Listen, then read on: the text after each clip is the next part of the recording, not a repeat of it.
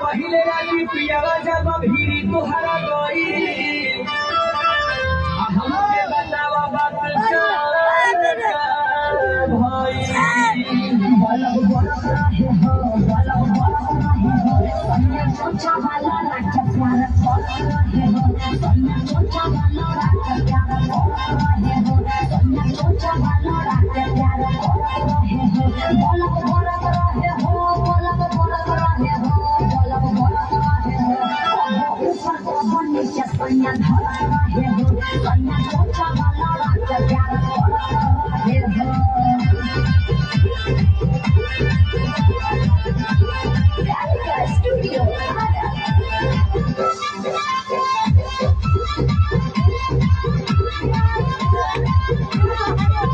अरे बोला बोला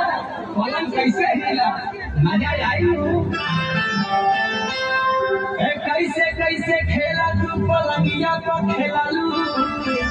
आ कई बार चुमा तू पियावा के दिहलू पलंग हिलत रहे हो बाकी चोरा चोरा करे मजा मिलत रहे हो बाकी चोरा चोरा करे मजा मिलत रहे हो बाकी चोरा चोरा करे मजा मिलत रहे हो गलत बोलत रहे हो गलत बोलत रहे हो कन्या चोचा वाला रखे प्यारा करत रहे हो कन्या चोचा वाला रखे प्यारा करत रहे हो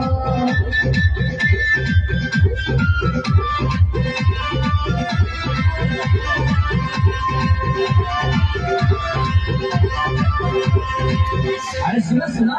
और बताओ क्या भाई बोला बोला अरे भोले वाला बात तो नहीं हमके बताओ